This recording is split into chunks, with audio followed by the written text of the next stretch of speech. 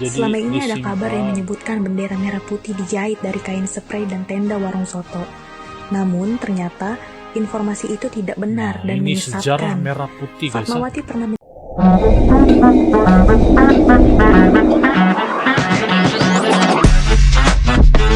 Yo, kumaha damang, salam silaturahmi good people.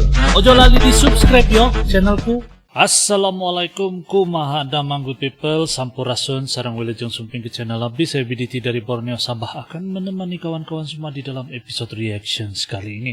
Guys, hari ini kita akan nonton sebuah video guys, di mana video ini adalah sejarah sakral Sang Merah Putih Indonesia Teragung guys. Jadi ini adalah beberapa sejarah daripada bendera merah putih Indonesia guys. Kita akan nonton itu. Moga-moga video ini bisa menambah pengetahuan saya dan juga kawan-kawan yang menonton.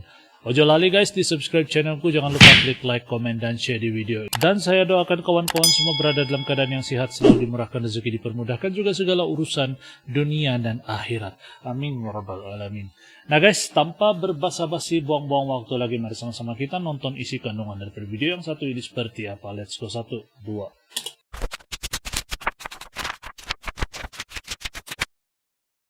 Bendera pusaka atau Sang Saka Merah Putih merupakan bendera pertama Indonesia.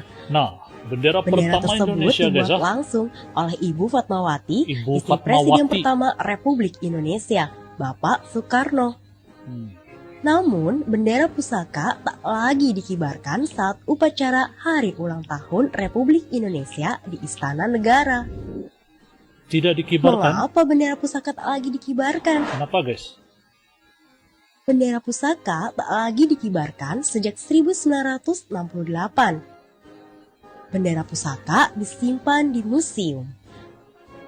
Bendera Wacana pusaka. memuseumkan bendera pusaka sebenarnya sudah ada sejak 1967.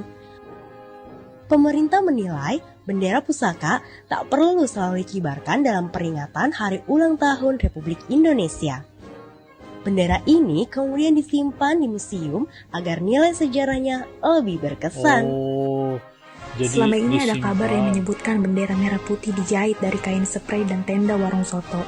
Namun ternyata informasi itu tidak benar dan ini sejarah menyesatkan. merah putih guys. Fatmawati pernah menceritakan dari mana asal-usul kain yang digunakan untuk membuat sang saka merah putih. Kain merah dan putih ia dapatkan dari seorang perwira Jepang. Oh, dari Perwira Jepang itu seorang pemuda yang bernama Hoirul Basri.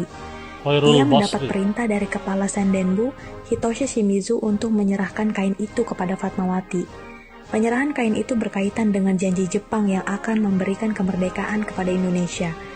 Sang istri proklamator itu menjahit bendera pusaka dengan tangannya sendiri. Fatmawati menjahit bendera merah putih itu sambil Fatmawati. berurai air mata. Ia seakan tak percaya Indonesia akan segera merdeka dan dapat mengibarkan bendera merah putih dengan bangga. Benarkah Oh, guys. Indonesia dijajah Belanda selama 350 tahun? Sejak bangku sekolah, kita dijelaskan jika Belanda menjajah Indonesia selama 350 tahun dan Jepang selama 3,5 tahun. 3,5 Namun tahun. ternyata, hal itu tidak benar. Oh, tidak benar Hal guys. ini diyakini oleh beberapa sejarawan asal Indonesia. Berdasarkan catatan sejarah, orang Belanda yang pertama kali menjajakan kakinya di Indonesia adalah Cornelis de Houtman pada tahun 1596 di Banten. Kala itu, kedatangannya bukan untuk menjajah, melainkan dengan tujuan berdagang. Bahkan, nama Indonesia baru terkenal 254 tahun setelah Cornelis de Houtman mendarat. Karena sebelumnya, Indonesia dikenal dengan nama Nusantara. Dan pada tahun 1850, sebutan Indonesia baru digaungkan. Pada tanggal 20 Maret 1602, para pedagang Belanda mendirikan VOC, sebuah persekutuan dagang yang bertujuan untuk memonopoli aktivitas perdagangan di Asia. Kala itu Kepulauan Nusantara belum berada di bawah kendali Belanda, melainkan VOC. Karena praktik korupsi yang dilakukan oleh pegawai untuk biaya perang, ketatnya persaingan dagang dan besarnya gaji pegawai, VOC resmi dibubarkan pada tanggal 31 Desember 1799. Dari sanalah pemerintah Belanda mengambil alih kendali Kepulauan Nusantara, yang sejak tahun 1800-an dikenal dengan nama Hindia Belanda. Karena itu, bisa dipastikan bahwa Belanda tidak menjajah Indonesia selama 350 tahun seperti yang selalu disampaikan oleh buku sejarah kita.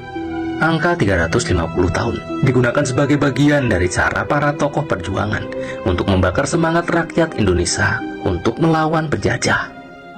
Oh, jadi tidak sampai 350 tahun guys. Nah guys, itulah sejarah bendera merah putih Indonesia guys. Dan siapa sangka bendera ini dijahit oleh istri sang proklamator sendiri guys. Dan menyimpan 1001 sejarah yang pasti lebih banyak lagi daripada yang kita nonton ini guys. Jadi apa arti bendera merah putih untuk kawan-kawan semua, untuk kalian yang menonton guys? Komen di ruangan komentar di bawah.